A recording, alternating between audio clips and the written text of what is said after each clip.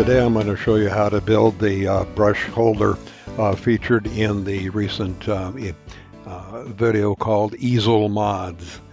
It's pretty simple. Anybody can do it except me sometimes. And I started by cutting the plastic pipe, and that's a fairly simple operation. The saw is attached to a vacuum, so I'm picking up all the little things that come off of it. The other fun part of this is once you get a few of these cut, they tend to roll around all over the place, including the floor, and that's a lot of fun. The next step is to carefully measure the size of the existing brush holder so we get everything right. The only thing that's going to change will be the notch, because the secondary easel I have is only 3/4 of an inch lumber that was used to build it, and the other easel has about 1.5 inches or so. It's a much better easel. So measure, measure.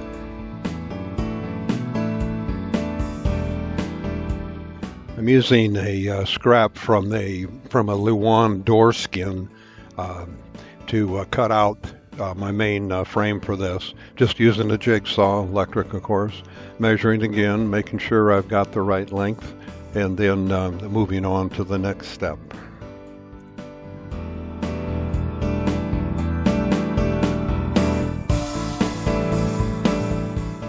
A lot of people don't like using these foldable rulers.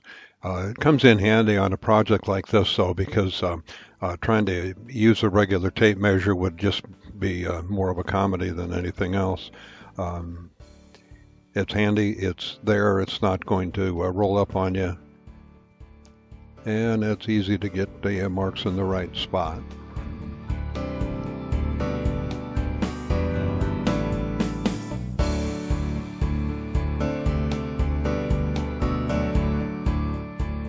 Being a landscape artist, I can't draw a straight line to save my soul. Therefore, I get my handy, whatever you call this thing, square out, and I can use that.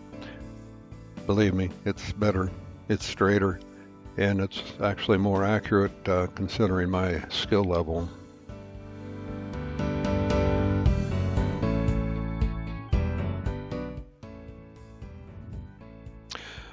Now it's time to compare and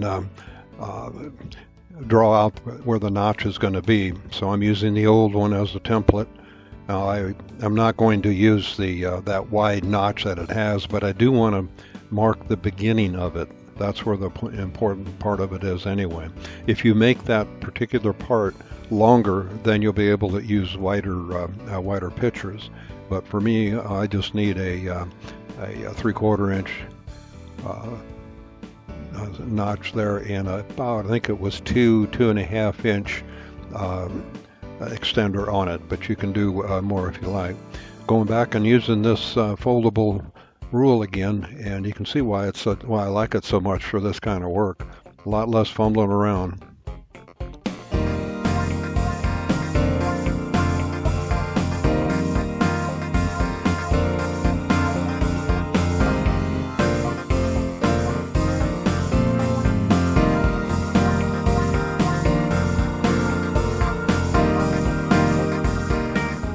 We'll measure again to be sure we're in the right orientation, and then we can move on and cut out the notch. And then we'll just cut that out. That sure doesn't look like 3/4 of an inch, but we'll see in a few minutes. Okay, I've got the piece dogged down, and I'm going to use my jigsaw again. I don't have the scribe blade in. That's a narrower blade that you can cut circles and whatnot. This isn't a very complicated piece, though, so I think I'll be all right with the regular plywood blade. Pretty simple. No real skill, which fits me just perfectly because I don't have any real skills in doing this, and I have a lot of scrap pieces of various sizes in there. Well, I was right. It isn't 3/4 of an inch. It's probably about a 1/16 off. Lighting wasn't all that good will be my excuse for that. But I do have a handheld rasp, so we'll rasp away for longer than then I would really like to do this, but I won't put you through it.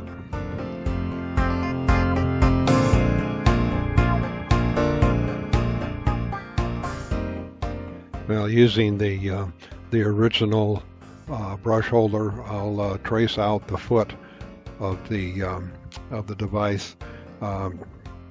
First, we'll get, of course, the little pencil thing on there because I got to be able to have access to it. And then I just need to get my tin snips. Oh, wait a second. Yeah, I didn't have them out yet. Okay, this is a little overdone, but this is a lot easier to cut mat board with tin snips than any other way I've found. Not a big deal, and I'm going to cut 2 of these, and then I'll just hot glue them together, and that becomes the base of my new brush holder.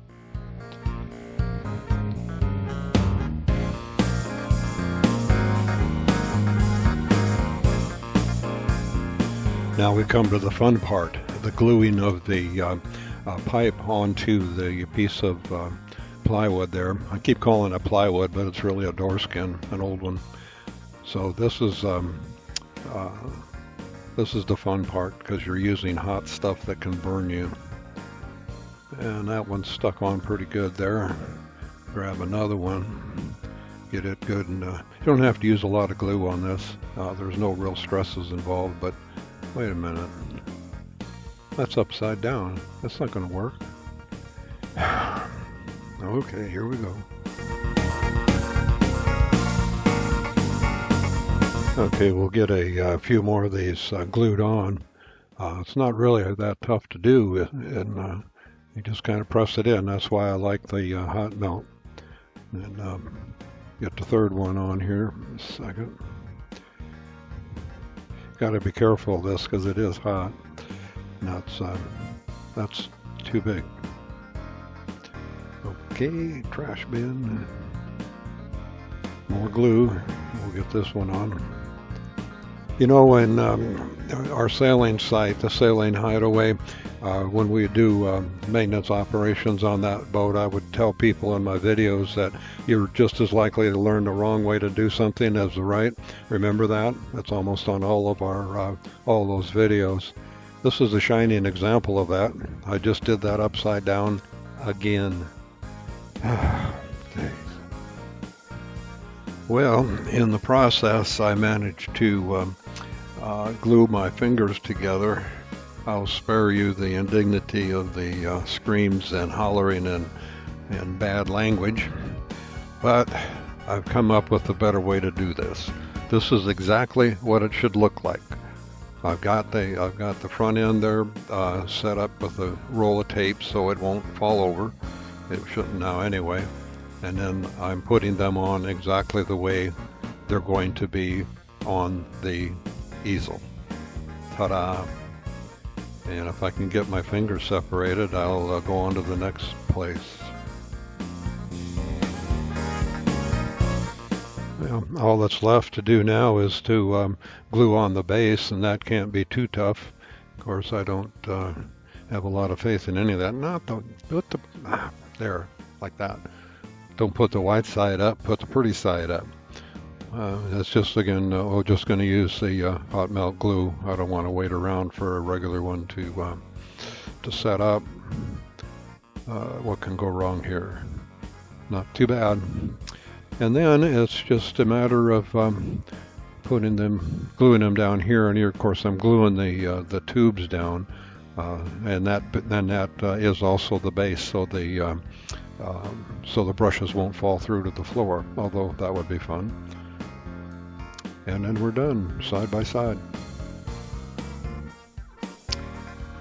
And now they're ready to go into full use. Turned out real good, I think, and it's I don't know if you'll try this, but it really helps keep my workstation organized, at least for a while.